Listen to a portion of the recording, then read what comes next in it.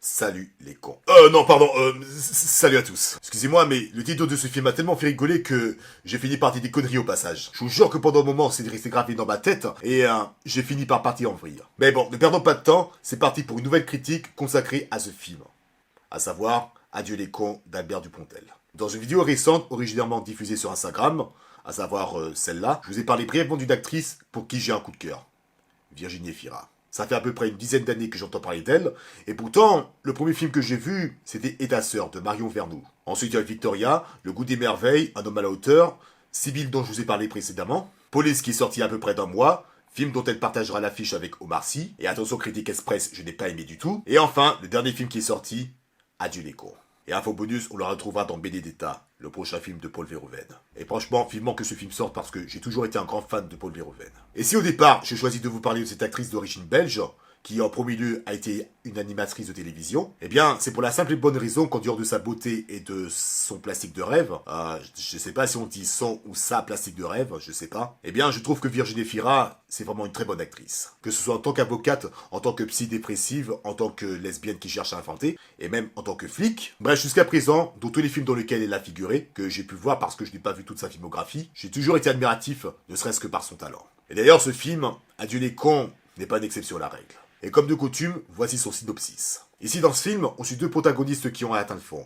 D'un côté, Suze, 43 ans, qui est atteint d'une maladie grave, et de l'autre, JB, interprété par Dupontel, employé des affaires internes dépressif, qui cherche à en finir parce qu'il s'est vu se faire remplacer par un jeune. L'UX, c'est que sa tentative de suicide a échoué, et du coup, le coup de fusil est parti vers un autre employé, ce qui a valu une accusation pour tentative de meurtre. Et à côté, Suze, qui assistait à la scène, ayant pris connaissance du poste de JB dans les affaires internes, elle décide alors de le prendre en otage, afin de lui convaincre de l'aider à retrouver son fils, avant qu'il ne meure. Bon, dans un premier temps, je vais vous relever de ce qui m'a frappé le premier dans le film. C'est que Dupontel dédicace son film à Terry Jones, un membre des Monty Python, qui malheureusement nous a quittés depuis janvier dernier. La première fois que j'ai vu ça, ça m'a étonné, et après quelques secondes de recul, peut-être pas au final. Parce que, comme pour la plupart des humoristes, et même des réalisateurs, Monty Python est vraiment une sacrée référence en matière d'humour, et même en termes de réalisation. Et c'est sans compter qu'il y a certains films d'Albert Dupontel que Terry Jones et même Terry Gilliam, l'illustrateur du groupe, ont été admiratifs face à son travail. C'est pour ça qu'à un moment de ce film, Adieu les cons, on retrouve Terry Gilliam en tant que caméo.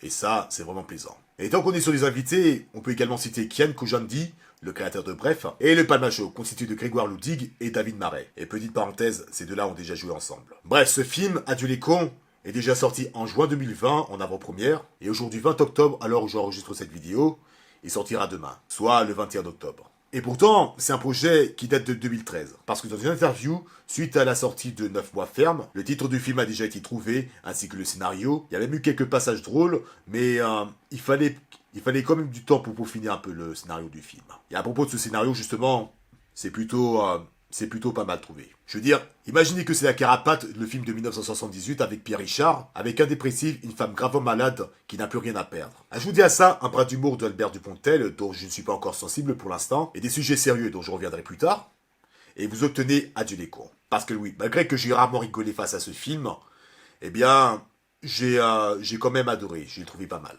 Alors, il y a certes de l'humour, comédie oblige, mais il y a surtout de l'émotion. Virginie Efira dans ce film, eh ben, on sent très bien que c'est une femme au bout du rouleau. D'où le questionnement suivant. Qu'est-ce que vous serez prêt à faire si jamais vous arrivez à un certain stade de votre vie où vous n'avez plus rien à perdre car il vous reste quelques jours à vivre? Et justement, la réponse à cette question, c'est ce que le film essaie de nous fournir. Après avoir été effondrée suite à cette triste nouvelle, elle décide alors de penser à son fils et d'aller le voir. Car au fond d'elle, elle a des regrets puisqu'elle a été contrainte d'abandonner son fils quand elle a accouché à 15 ans. Et ce n'est que 30 ans plus tard qu'elle cherche à le retrouver.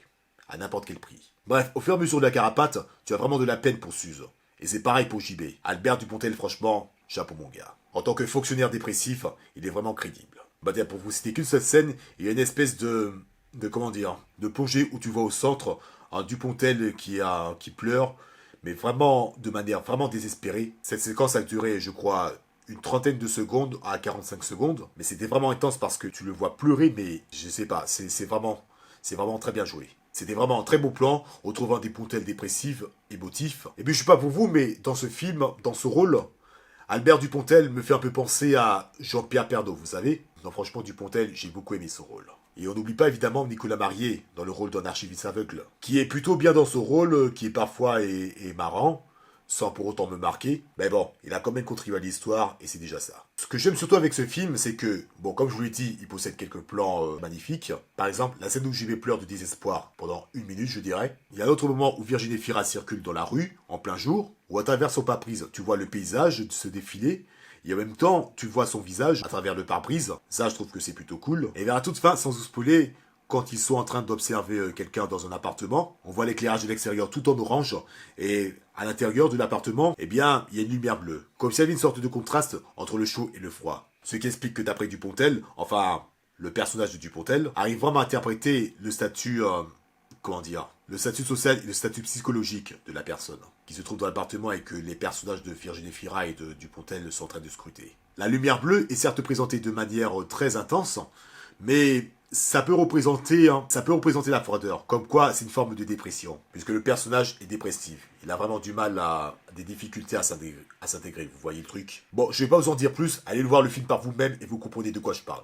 Le seul problème que moi j'ai avec ce film, c'est que, bien que ce soit une comédie dramatique, il n'y a pas trop de passages qui m'ont fait rire. Les seules fois où j'ai rigolé, bon, c'est le fait que Dupontel ressemble à Pernod, du coup. Une certaine séquence où les personnages n'arrêtaient pas de répéter le nom Éphalope, un truc dans le genre, quoi, tu vois. Je sais pas pour vous, mais quand j'entends ça, je pense à Thierry Lhermitte qui n'arrête pas de crier « Nique ta mère, salope » quand il se fait coincer un doigt dans Un Père Noël est une ordure, vous voyez le truc ou pas? Mais bref, je dis que ce film n'est pas aussi drôle que je le pensais, mais comme je l'ai dit dans une certaine vidéo, ce n'est pas parce que c'est une comédie que toutes les 5 minutes, tu es obligé de rire à tout bout de champ. Un autre défaut que j'ai trouvé à ce film, pendant que j'y pense, c'est qu'il y a certaines scènes où c'est tiré par les cheveux. Sans vous spoiler, vers la fin, il y a une certaine déclaration, c'est pas...